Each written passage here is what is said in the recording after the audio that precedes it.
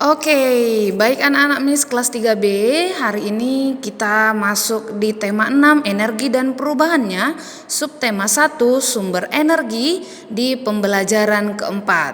Oke, kalau di pembelajaran keempat kita akan belajar tentang apa ya? Nah, persiapkan diri kamu, persiapkan buku kamu, kita baca teksnya bersama-sama. Nah, dengan judul Air dan Angin adalah sumber energi. Air bukan hanya sumber energi bagi tubuh, air juga sumber energi listrik.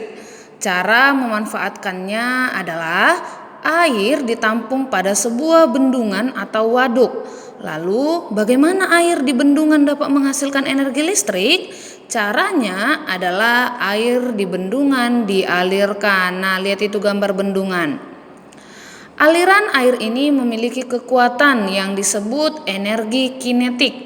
Energi kinetik air menggerakkan kincir atau turbin. Gerakan kincir air akan menggerakkan generator listrik. Generator listrik inilah yang membangkitkan energi listrik. Bendungan atau waduk yang dimanfaatkan untuk menghasilkan energi listrik disebut dengan pembangkit listrik tenaga air atau PLTA. Oke, nah selanjutnya perhatikan dulu berikut ini nama dari PLTA yang ada di Indonesia. Nah, yang pertama itu PLTA Jatiluhur, lokasinya di Purwakarta, Jawa Barat.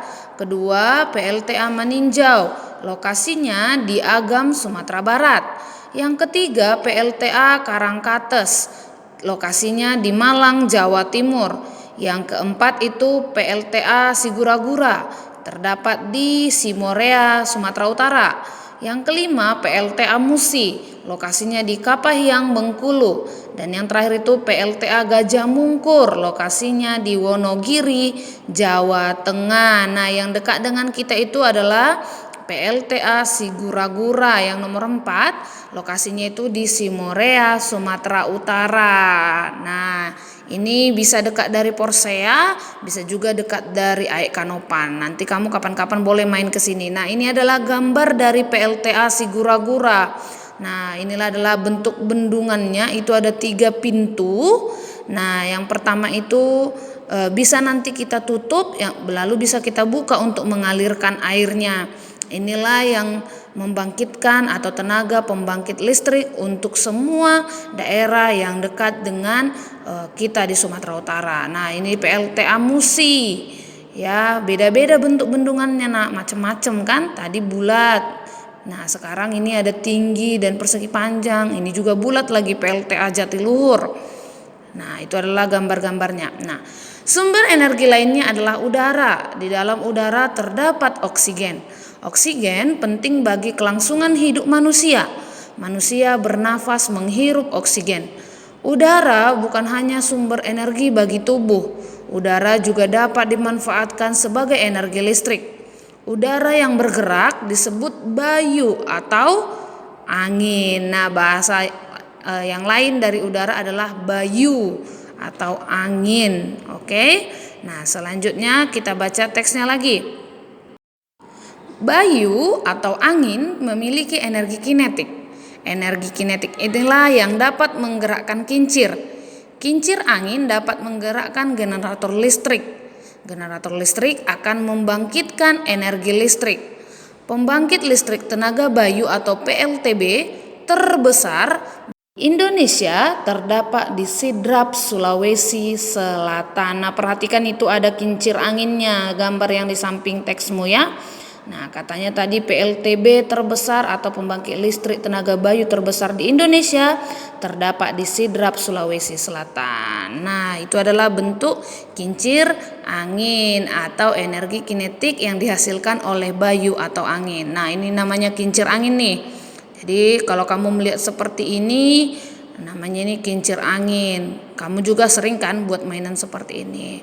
Nah, nanti kalau ada pertanyaan, Miss, PLTB terbesar di Indonesia berada di Sidrap, Sulawesi. Oke.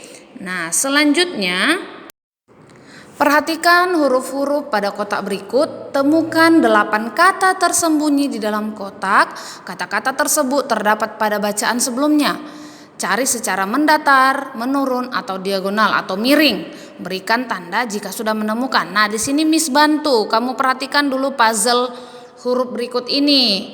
Nah, di situ sudah ada Miss tandai beberapa kata yang terdapat pada teks sebelumnya. Angin, listrik, generator, oksigen. Lalu yang mendatar kita lihat ada energi, kincir, dan waduk. Nah, selanjutnya coba kita perhatikan, tuliskan 5 informasi tentang sumber energi pada wacana di atas. Nah, informasi yang dapat kita temukan, yang pertama, air merupakan sumber energi bagi tubuh dan sumber energi listrik. Yang kedua, aliran air dari bendungan memiliki energi kinetik yang berguna untuk menggerakkan kincir atau turbin.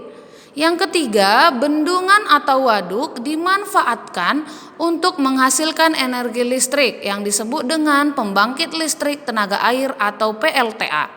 Yang keempat, udara bukan hanya sumber energi bagi tubuh, tetapi juga dapat dimanfaatkan sebagai energi listrik. Yang kelima, angin memiliki energi kinetik yang dapat menggerakkan kincir. Nah, itu adalah 5 informasi penting tentang sumber energi yang dapat kita temukan pada wacana sebelumnya.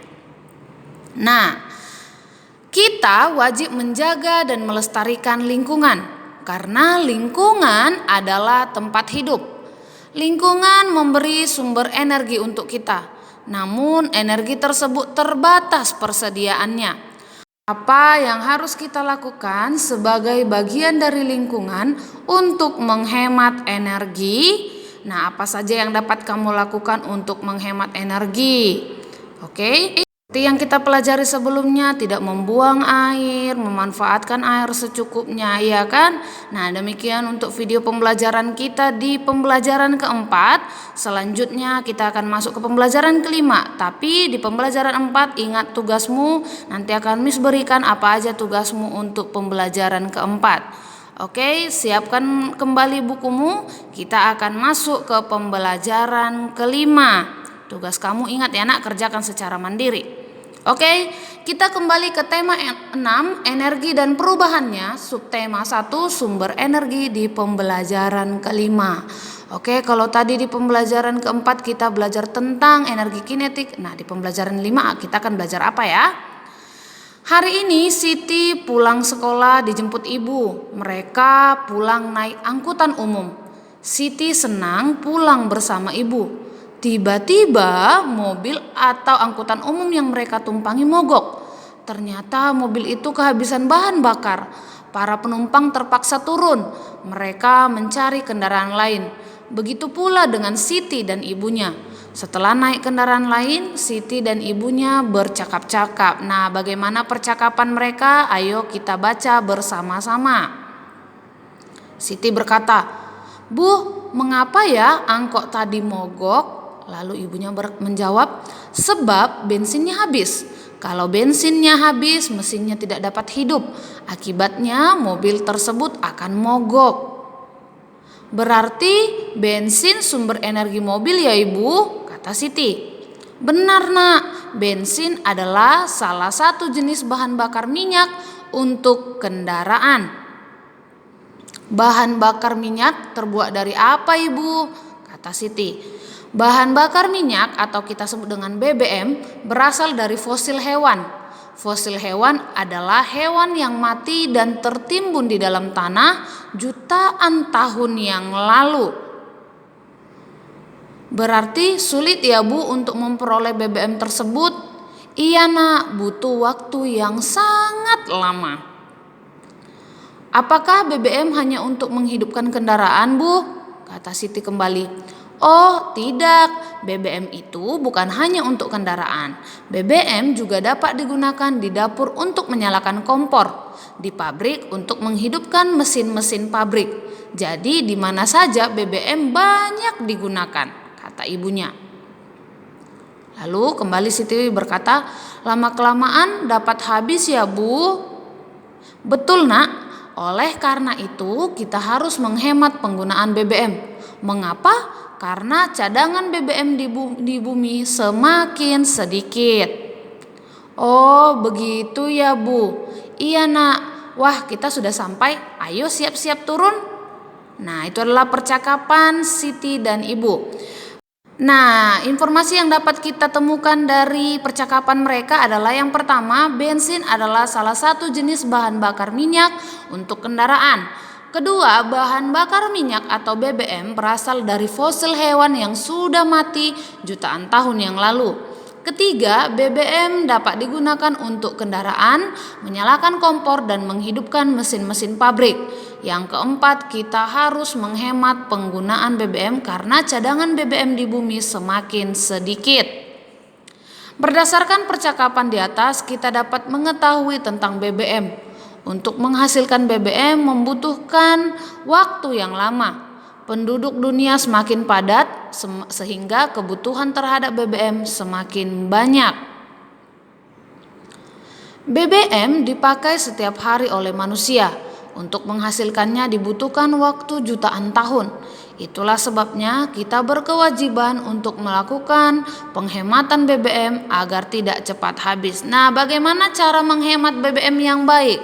Yang pertama itu beralih menggunakan kendaraan umum saat bepergian. Kedua, cukup berjalan kaki saat akan menuju tempat yang sangat dekat. Ketiga, menggunakan sepeda saat pergi ke tempat yang dekat.